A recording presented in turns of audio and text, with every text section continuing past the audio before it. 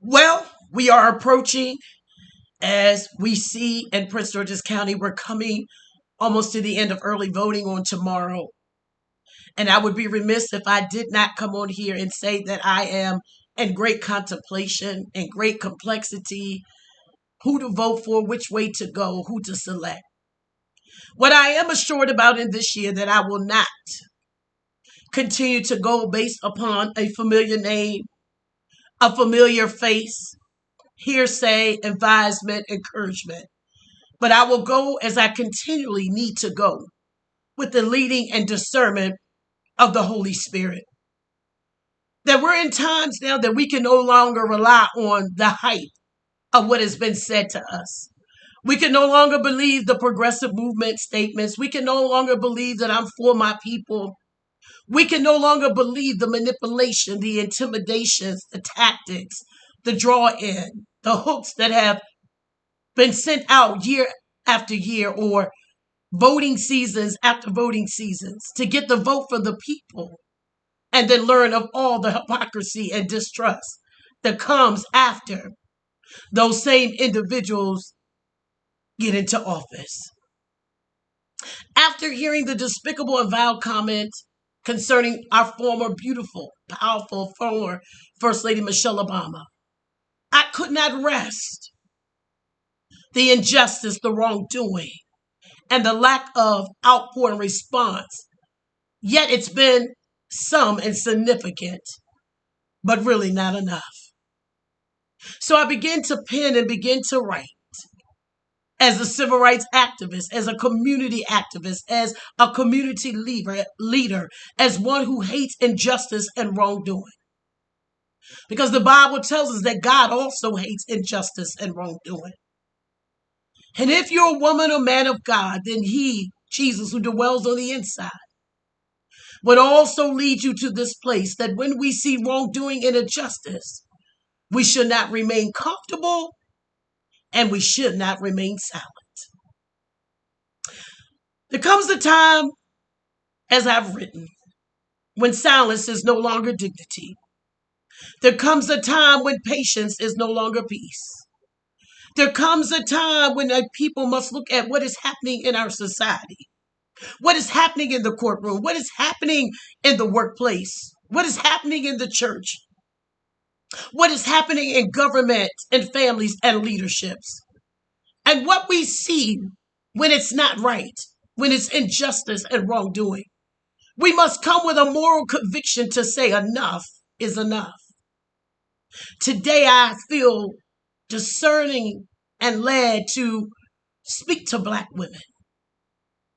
Not speak to us because we're Black only. Not speak to us because we've been considered weak. Not speak to us because we have been called confused. Not speak to us because we've been labeled angry, hurt, offended, and alarmed. I speak to Black women because we're often, very often, expected to absorb insult with grace, survive disrespect with a smile, carry trauma with silence, and then still show up to vote, to work, to lead, to organize, to pray, to nurture, and hold everybody else up. But today I come plainly with a word that we no longer can operate in this fashion, and neither can we no longer go back. The recent vile comments against our former beautiful First Lady Michelle Obama was not just an isolated insult against one Black woman. It was not merely a tasteless remark made in the heat of public attention. It was not just only for entertainment, politics, sports, or even to create all this social media controversy. It really is a revelation. Let me ask this question plainly, if I had to ask it and pose it. With the weight of history on my shoulders and with truth in my mouth, what made Josh Hotkick feel so comfortable opening his mouth and calling our former beautiful First Lady Michelle Obama out of her name? What made him believe that such a beautiful black woman of dignity and grace, discipline, education, service, intelligence, and global respect could be so publicly disgraced and degraded, and that the rest of the world would simply sit down, swallow the insult, and move on to the next headline? Because, see, this was not merely just a comment. This was a cultural confession. This was not just a reckless statement. This was a revelation of what still lives in the heart of this nation. The Bible declares in Luke 6:45 that out of the abundance of the heart, the mouth speaks. So when words come out that are hateful, degrading, racist, sexist, and dehumanizing, we must stop pretending they came from nowhere, because words have roots, words have history, words have systems behind them, and words expose what society often tries to hide. Because when a woman of our beautiful former First Lady Michelle Obama's statue can be degraded, mocked, and stripped of her femininity in public, then every black woman must understand and should understand that this was not just about her only. This was about all of us, all black women. This was about the historical assault on our name, our bodies, our beauty, our womanhood, our intellect, our power, and presence of being just a black woman. And we must realize that even after all of our beautiful former First Lady Michelle Obama's degrees, after all the fact that she's a beautiful mother, beautiful wife, that she's an attorney, after all the fact that she's an author and a woman who has walked into rooms that were never built with black women in mind and still carried herself with excellence, restraint, and grace. And yet, after all of that, after all the degrees, all the service, all the dignity, all the restraint, she still could find her name, her character, and her femininity under attack. So let us really be honest, as black women, that this is not really about qualification. This is not about class. This is not about how well we speak. This is not about how modestly we dress. This is not about how many titles we earn. This is not about how respectable we become. But history has shown us that as black women, we can be brilliant and still be belittled. We can be graceful and still be degraded. We can be educated and still be erased. We can be loyal and still be lied on. We can be faithful and still be fought. We can be called strong while still being denied protection. We can be called angry when we're simply telling the truth. And that's why I come today to admonish black women that we must wake up. We must not wake up in bitterness. We're not to wake up in hatred. We're not to wake up in violence or revenge, but we're to wake up in courage. We are to wake up in political awareness. We are to wake up in spiritual authority. We are to wake up in our sisterhood and in our truth. Because what happened to our beautiful former First Lady Michelle Obama is just part of a larger pattern. Historically, black women have been mocked. We've been assaulted. We've been violated, exploited, silenced, and then expected to remain useful. We are forced to nurse children that were never ours, while our own children had been sold. We were violated and then blamed. We were beaten and then called aggressive. We were excluded from womanhood and then expected to carry womanhood for everybody else. We've been raped, we've been lynched, we've been beaten, we've been overworked, we've been underpaid, we've been falsely accused, we've been publicly ashamed, we have been privately used, we have been politically courted and institutionally ignored. Yet we still have found, through the grace of God and the power of God, the tenacity to rise. But rising can not only mean surviving. Rising now must mean speaking. Rising now must mean discerning. Rising now must mean voting with wisdom. And rising now must be refusing to be bought by titles, slogans, positions, familiar names, or public performances. Because some people will ask black women for our votes, our loyalty, our labor, our prayers, our endorsements, our silence, and our public support. But when they enter those positions of power, they reproduce the same injustice they claim they came to fight. They ask us to stand with them, but they won't stand for us. They ask us to vote for them, but they will not protect us. They ask us to defend them, but they will not defend our dignity. They ask us to celebrate their progress while proudly permitting the same racism, sexism, retaliation, disrespect, and exclusion that Black women have always suffered. So today, I'm not telling Black women who to vote for, but I'm telling Black women to stop voting blind. Stop supporting blind. Stop clapping blind. Stop defending blind. Stop excusing blind. Pray, research, discern. Watch the fruit. Look at the record. Listen to the women who have worked with them. Listen to the women who have been harmed under their leadership. Listen to the women who were retaliated against when they told the truth. Listen to the women who were pushed down, passed over, lied on, isolated, and called difficult because they refused to bow. Because sometimes the people who speak the loudest in these political offices about injustice in public, they're truly practicing injustice in private. And Black women, we must stop being seduced by the appearance of progress while ignoring the evidence of character. Dr. Martin Luther King Jr. warned us that injustice anywhere is a threat to justice everywhere. That means the assault against our beautiful former First Lady Michelle Obama is not disconnected from the Black woman being disrespected at work. It is not disconnected from the Black mother being dismissed in an IEP meeting. It's not disconnected from the Black professional being denied promotion. It is not disconnected from the Black woman being labeled hostile because she documents the truth. It's not disconnected from the Black woman being attacked in church because she carries a gift. It's not disconnected from Black women in court being treated like her pain is an inconvenience. Whatever affects one of us directly affects all of us indirectly. And this is why we can't remain silent. This is why I won't remain silent. The prophet Isaiah said, cry aloud, spare not, lift up thy voice like a trumpet. That means there are moments when whispering is not enough. There are moments when polite disagreement is not enough. There are moments when carefully worded disappointment is not enough.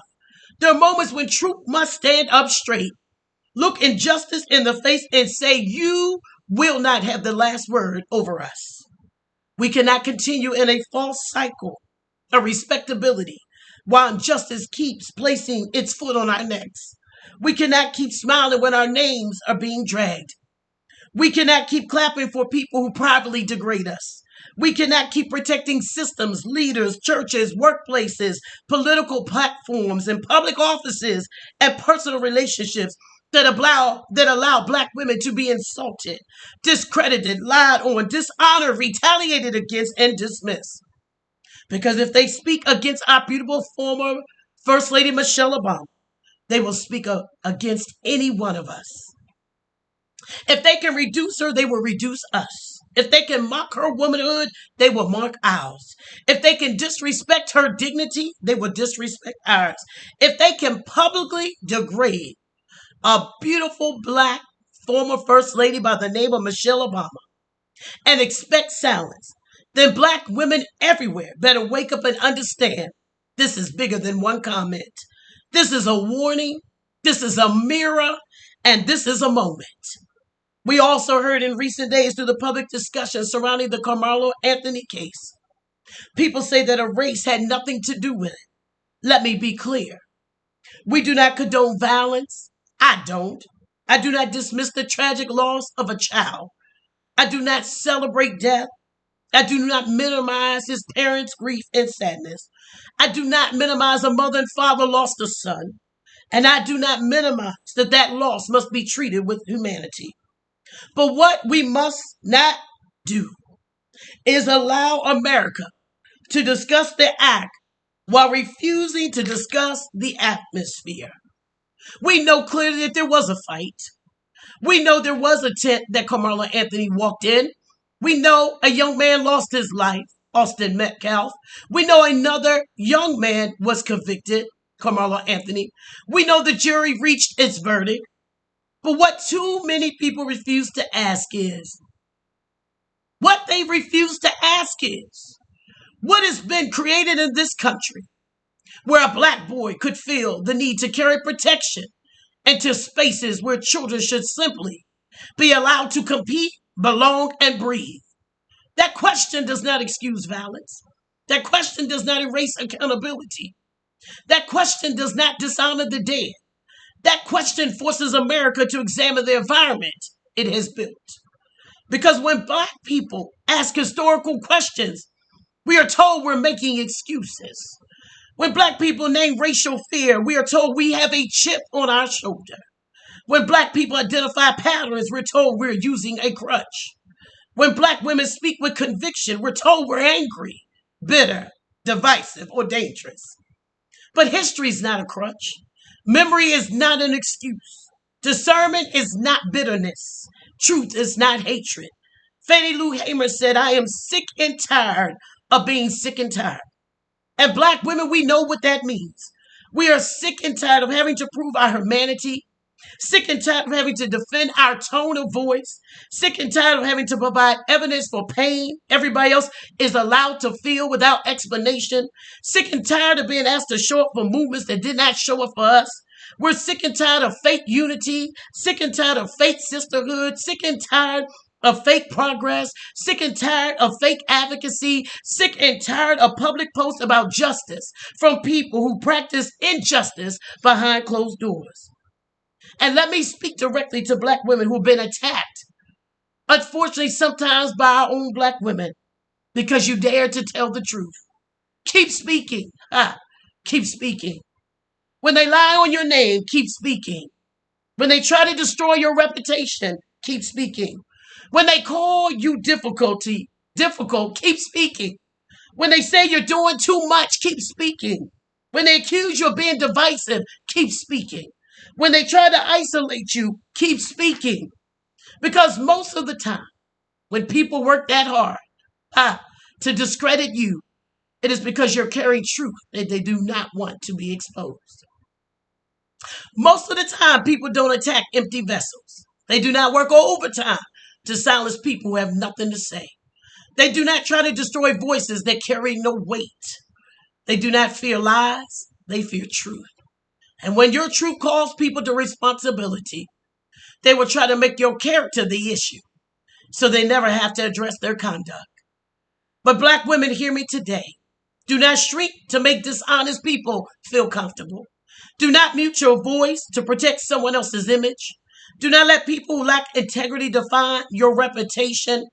Do not let people who benefit from your silence tell you that your speech is the problem.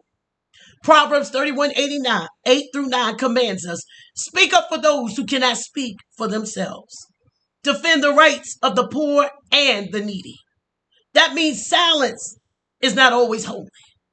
Sometimes silence is disobedience. Sometimes silence is cowardice dressed up as peace. Sometimes silence is the very thing injustice needs to keep on breathing. So black women, I come to tell you that we must speak. We must speak in the church. We must speak in the workplace. We must speak in the courtroom. We must speak in the voting booths. We must speak in the boardrooms. We must speak in school meetings. We must speak in our families. We must speak when our sisters are being attacked. We must speak when our daughters are being taught to shrink. We must speak when our mothers are being dishonored. We must speak when black women are being used, abused, ignored, and then blamed for telling the truth. This is not hatred. This is not bitterness. This is not disorder. This is not revenge. This is righteousness. The prophet Amos said, let justice roll down like waters and righteousness like a mighty stream. Not justice that drips when it's inconvenient or convenient. Not justice that trickles when cameras are present. Not justice that appears during election season and disappears after the power seat is secured. But justice that rolls, justice that moves, justice that cleanses, justice that confronts, justice that does not ask permission from those who benefit from injustice. Dr. Betty Shabazz reminded us, I wish you power that equals your intelligence and your strength. I wish you success that equals your talent and determination. And I wish you faith. This is what I wish. And that is what I wish for every Black woman today. Power equal to our intelligence. Success equal to our determination. Faith equal to the fire that brought our mothers, our grandmothers, and ancestors through things that we still do not have words for. But I also hope and pray for our courage. Courage to stop pretending. Courage to stop protecting systems that are harming us. Courage to stop supporting people simply because they look familiar, sound familiar, worship beside us, work beside us, or carry a title we admire. Courage to ask, how do you treat Black women when cameras are gone? Courage to ask, how do you treat Black women when they disagree with you? How do you treat Black women when they file complaints? How do you treat Black women when they need accommodations? How do you treat Black women when they ask for promotions? How do you treat Black women when they expose what is wrong? Because character is not proven by what you say on a stage or political platform. Character is proven by what you permit in rooms where you hold power. And to the older generation of Black women, we have a responsibility. We cannot allow the younger women to inherit silence as their survival strategy. We cannot teach them to just take it. We cannot teach them that being liked is more important than being free. We cannot teach them to keep quiet so they can get along and get promoted, get invited, or get accepted. We must teach them discernment. We must teach them history. We must teach them love. We must teach them the law. We must teach them prayer. We must teach them documentation. We must teach them courage. We must teach them that their voice is not a liability. It is a weapon of truth. And to the younger generations, I say to every Black woman in our younger generations, do not let this culture numb you. Do not confuse visibility with liberation. Do not confuse followers with power. Do not confuse a seat at the table with justice. Do not confuse representation with transformation. Everybody who looks like you may not be for you. Everybody who quotes justice does not practice justice. Everybody who says sister may not walk in sisterhood with you. And everybody who says community is not always there to protect the community. So I come today with a charge for you to wake up, my sisters. Wake up before your vote is used and your voice is ignored. Wake up before your labor is exploited and your pain is dismissed. Wake up before your loyalty becomes the rope someone else uses to hold you hostage. Wake up before your silence becomes permission. You have to be steadfast in a movement that we're not going back to the past and historical days of where we were lynched and silent and made to be silent. We're not going back to being quiet. We're not going back to being grateful for the crumbs from the table. We're not going back to being assaulted and told to smile. We're not going back to be publicly celebrated and privately sabotaged. We're not going back to be told that our pain is too inconvenient, our voice is too loud, our truth is too uncomfortable, or our demand for justice is too much. We have suffered enough. We have suffered enough. We have suffered enough. And now I'm calling every Black woman to rise, not in hatred, but in holiness, not in revenge, but in righteousness, not in bitterness, but in boldness, not in chaos, but in clarity. I must say this. A lot of my contemplation going to the poll lies in, many have said, the progressive movement. They're for it. They're for the equality of Black people. And yet today, I hold in my possession papers and documents that show that many in the Prince George's County Police Department, civilian, non-civilian, are being treated with disregard, disrespect, racism, denial promotion, denial of their constitutional and civil rights. And why? Because at the helm of that department is a chief of police who has refused to regard and to respect many who have come to me with their complaints and their concern of the injustices in that department. It makes it difficult for me to vote if a county exec is going to put in leadership of any agency in this county someone who is willful or will be willful to ignore the cries of all people, but yet allow Black people, their cries, the wrongdoing, injustice to be ignored and to go unheard. After many attempts to rectify, to have their concerns addressed, to have what is normal in our country that we should expect to have due process. And yet at the helm of this department, one that is to serve and protect the community, appointed by the county exec, lies leadership that even to this day present is allowing such infiltration of violation of civil and constitutional rights, accommodations, dignity, and respect. 14 months, I'm aware, there are complaints against Caucasian officers in the Prince George's County Police Department that were sent over to the Internal Affairs. And those complaints have been sitting for 14 months because they involved Caucasian personnel. Yet, when complaints, I ran into a lady in the hallway at a building that I was in the county, told me when there was a complaint made on a Black officer, that complaint was made expeditiously.